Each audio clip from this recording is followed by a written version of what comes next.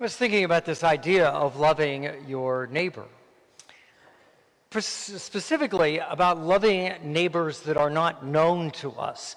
You know, it's one thing to think about this in terms of like friends, people that you know, even casually, but it's another thing to think about it in terms of strangers. How is it that you and I might love those people? People in our community and people halfway around the world, how is it that we love our neighbor?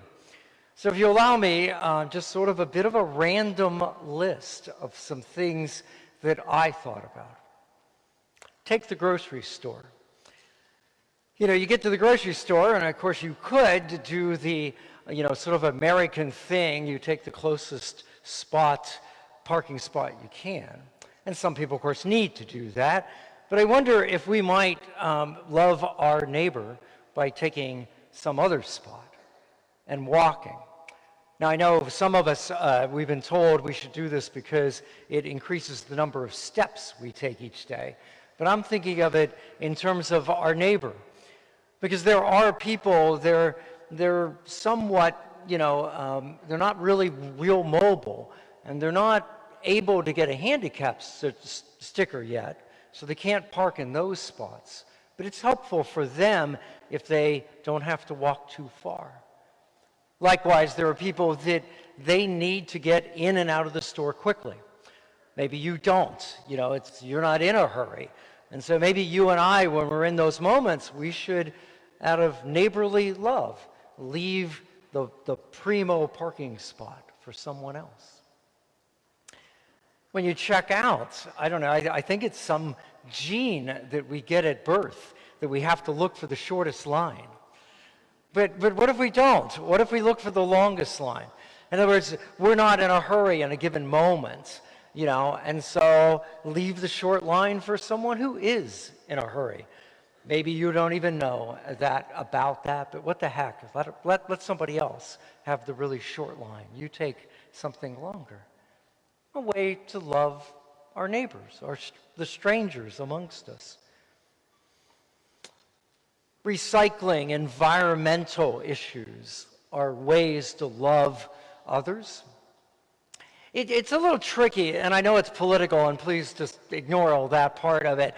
But the problem, I think, for most people is we don't see a connection between, okay, I took the time to put the can or the bottle in the recycling bin, or I took the time to pick it up off the ground and put it in a recycle bin. We don't see a connection between that and actually helping a particular person. But I guess about 6 years now, Pope Francis wrote an encyclical about the environment. And the one big lesson I got from that, he pointed out that pollution and environmental issues most especially affect the poor. And so for you and I, maybe it doesn't make any difference to us whether we turn the water off while we brush our teeth or not. What difference could a little bit of water make? But the Pope is reminding us that even though we can't see the connection, those things, those small environmental things that we do, they do help somebody. It is a tangible way of loving our neighbor. You can also love your neighbor by being careful about labels. Over when we were, when man was in the jungle, so to speak, it was important for us to know how to make snap judgments. You saw the lion or the tiger in the foliage there. You wanted to make a really quick judgment. That's going to eat me, and then you wanted to do something about it. But you and I aren't living in those kind of environments anymore. And we have to be careful about these snap judgments that we make.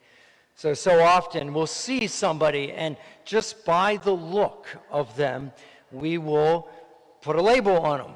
They're this or they're that.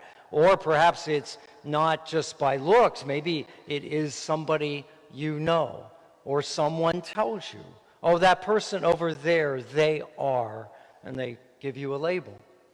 Those can be helpful, of course, and I'm not suggesting they're inaccurate.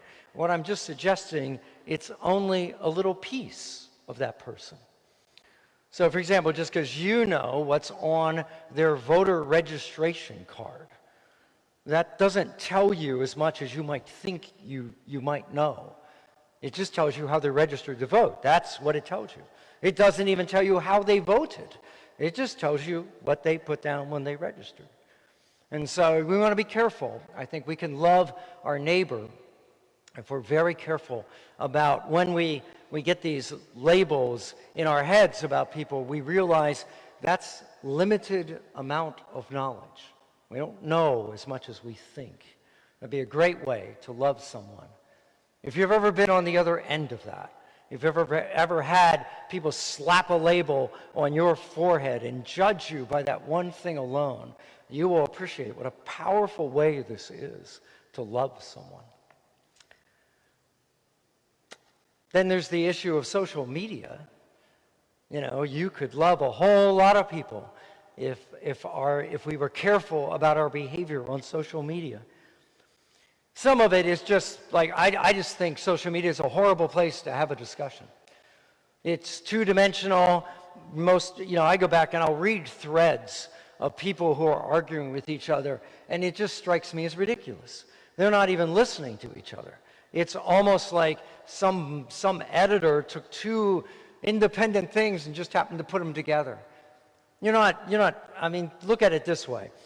If you probably have never won an argument on social media. And if you doubt me about this, let me put it to you this way. Have you ever lost an argument on social media? Have you ever gotten done with some sort of exchange and said to yourself, well, that guy he made some great points. He really got me on that one. No one says that. And so maybe we would just do better on social media. Let's just not do that in that setting. Sure, it's good to discuss, it's good to debate, it's good to listen to other people's views, but maybe that's not the place to do it. The other thing about social media is I think we would all do well in loving our neighbor if we were more authentic, more real, more honest in our social media profiles, in our persona that we put up.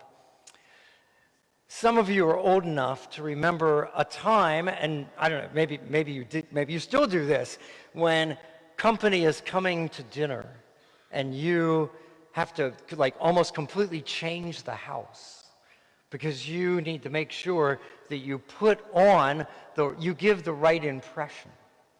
You know, some of us are old enough to remember the times when the pastor came to dinner.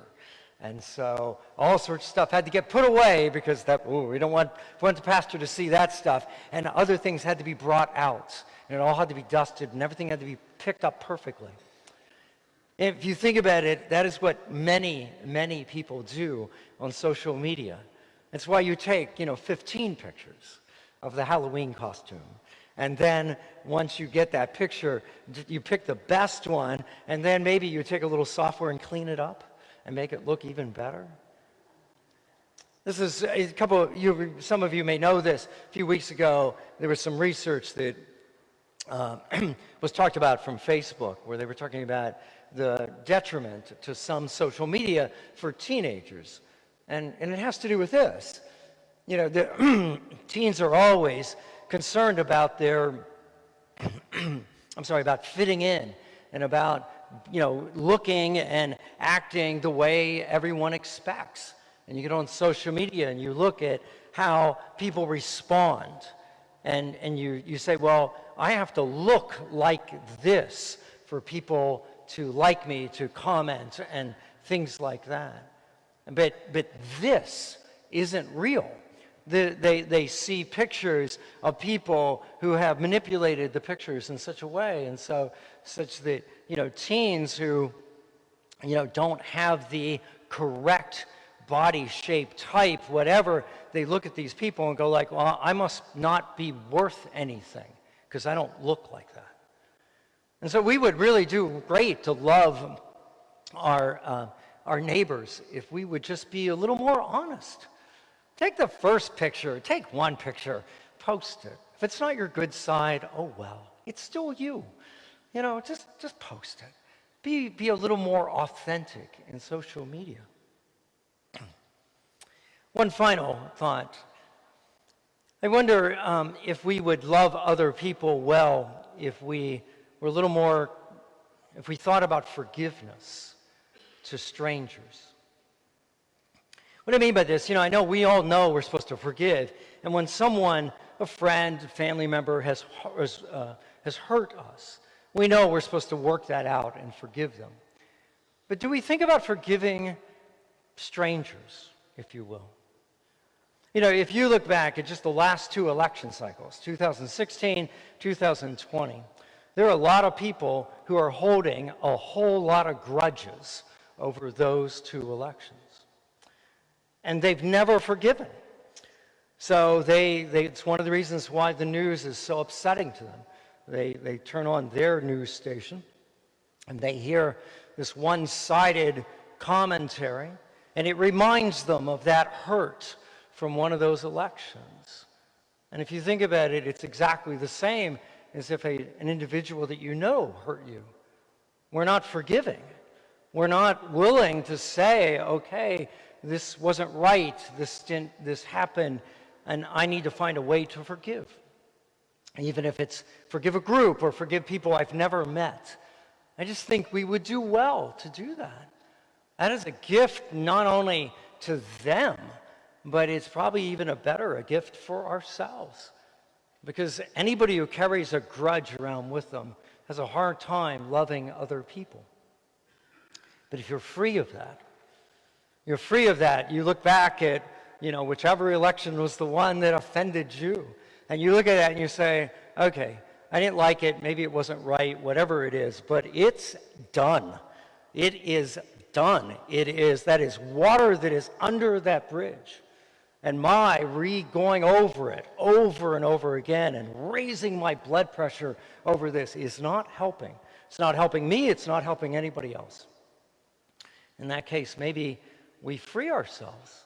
Now we're a little freer to be kinder, to love the people, especially the people that were on the other side of that. Those are just some sort of random thoughts about loving our neighbor.